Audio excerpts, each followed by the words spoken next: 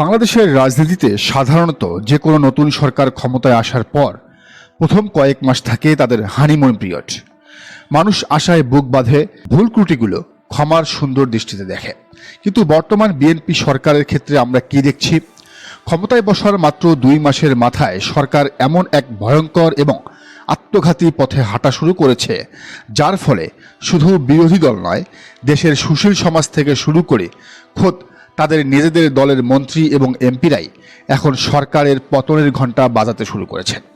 আজ আমরা fact, logic এবং ভেতরের খবর দিয়ে ডিকনস্ট্রাক্ট করব কিভাবে অত্যন্ত দ্রুত গতিতে বর্তমান বিএনপি সরকারের পায়ের তলা থেকে মাটি সরে যাচ্ছে। আমরা বিশ্লেষণ করব কেন জুলাই সনদ এবং গণভোটকে বৃদ্ধাঙ্গুলি দেখানোর কারণে দেশে আরেকটি তরুণদের গণ অভ্যুত্থানের সুস্পষ্ট পদধ্বনি শোনা যাচ্ছে এবং কেন খোদ বিএনপির নেতারাই এখন হাসিনার পতনের ইতিহাসের সাথে বর্তমান সরকারের মিল খুঁজে পাচ্ছেন। প্রথমেই আসুন দেশের অন্যতম শীর্ষ বুদ্ধিজীবী, খ্যাতিমান আলোকচিত্রী এবং নাগরিক সমাজের আইকন ডক্টর শহীদুল আলমের কথায়।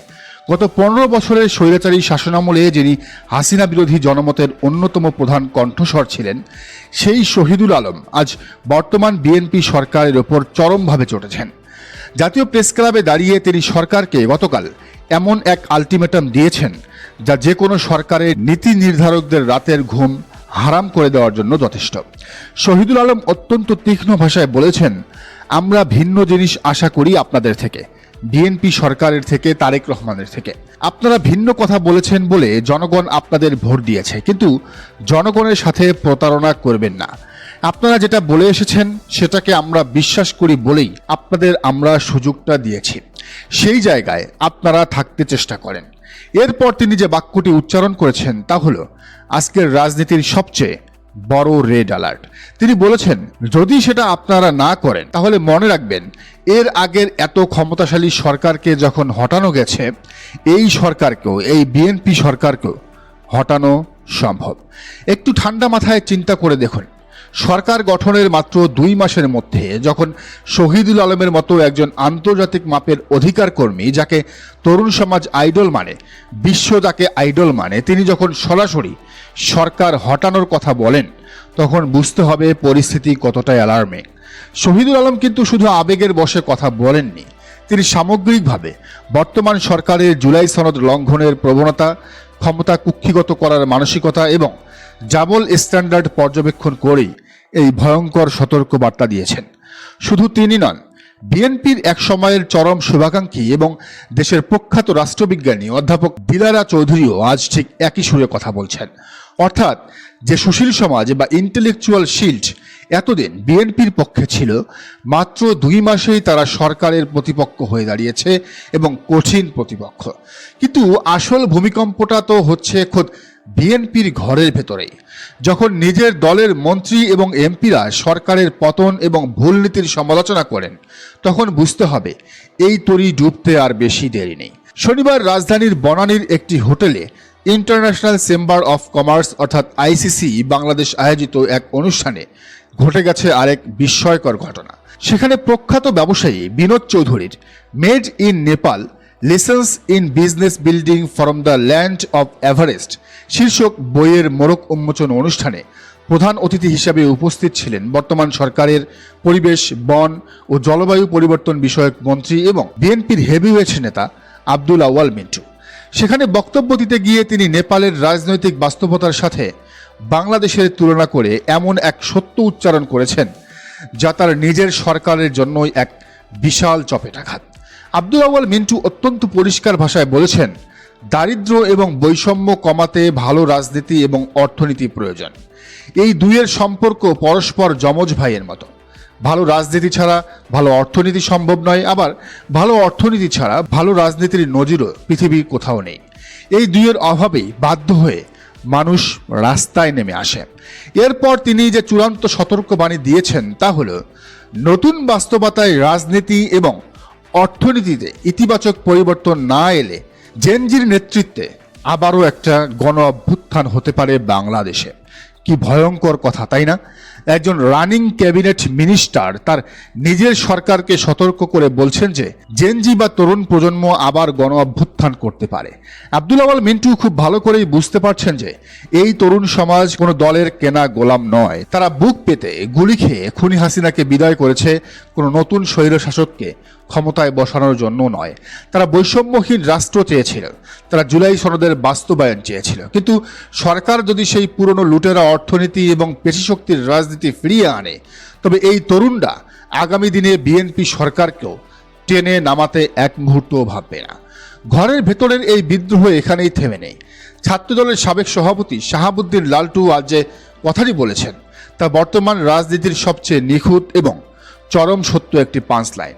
তিনি বলেছেন, যাকে তাকে রাজাকার বলায় হাসিনার পতন হয়েছে, আর যাকে তাকে গুপ্ত জামাত শিবির বলায় এ সরকারেরও পতন হবে, বিএনপির পতন হবে। দর্শক, এই একটি বাক্যের ভেতরে লুকিয়ে আছে বাংলাদেশের রাজনীতির সবচেয়ে বড় মনস্তাত্ত্বিক খেলা। শেখ হাসিনা যেমন তার যে কোনো সমালোচককে রাজাকার ট্যাগ দিয়ে কণ্ঠরোধ করতেন, আজ বিএনপি সরকারও ঠিক একই স্টাইলে তাদের ভুল ধরিয়ে দেওয়া তরুণ অ্যাক্টিভিস্ট বা সাধারণ মানুষকে গুপ্ত জামাত বা শিবির বলে ট্যাগিং করছে।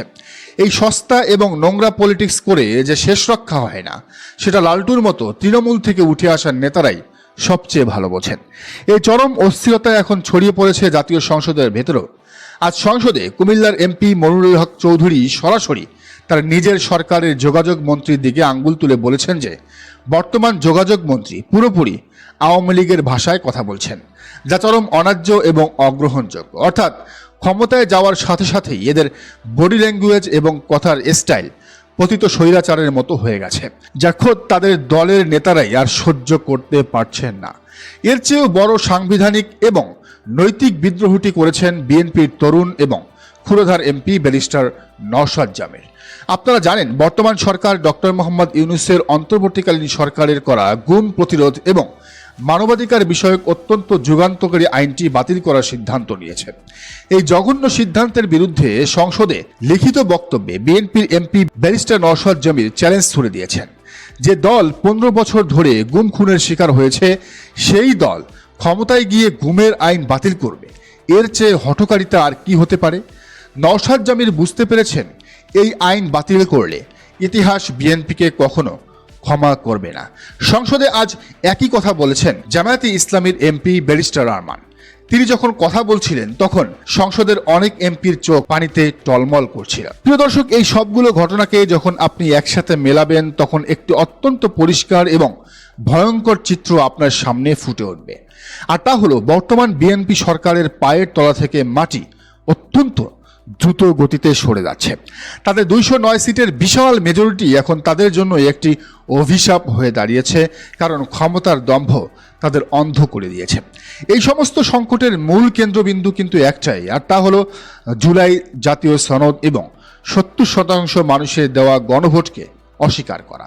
নির্বাচনের আগে বিএনপি এই সনদের সম্মতি দিল, ক্ষমতায় গিয়ে তারা 2/3 সংখ্যাগরিষ্ঠতার অহংকারে জনগণের সেই রায়কে বৃদ্ধাঙ্গুলি দেখাচ্ছে। তারা ভুলে গেছে এই নতুন বাংলাদেশ কোনো রিজিড বা পতিত সংবিধান দিয়ে তৈরি হয়নি। এই বাংলাদেশ তৈরি হয়েছে 5 আগস্টের গণ অভ্যুত্থানের স্পিরিট এবং জুলাই সনদের উপর ভিত্তি করে। আজ সুশীল সমাজ, তরুণ প্রজন্ম, রাজপথের লড়াকু জনতা এবং খোদ বিএনপির বিবেকবান নেতারা এক মোহনায় এসে দাঁড়িয়েছেন। তাদের সবার বার্তা একটি, জনগণের সাথে প্রতারণা করবেন না।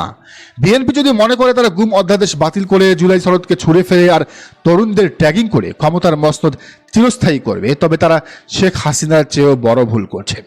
ডক্টর ইউনূসের মতো বিশ্ববরেণ্য নেতা থেকে শুরু করে শহীদুল আলমের মতো অ্যাক্টিভিস্ট সবাই যখন সতর্ক করছেন, তখন সরকারের উচিত অবিলম্বে নিজেদের ভুল স্বীকার করে জুলাই সনদের পূর্ণাঙ্গ বাস্তবায়নে ফিরে আসা। আর যদি তারা তা না করে, যদি তারা গণভোটকে অসম্মান করেই চলে, তবে আব্দুল আওয়াল মিন্টু এবং শহীদুল আলমের ভবিষ্যৎবাণী হয়তো নির্মম সত্য হয়ে দেখা দেবে।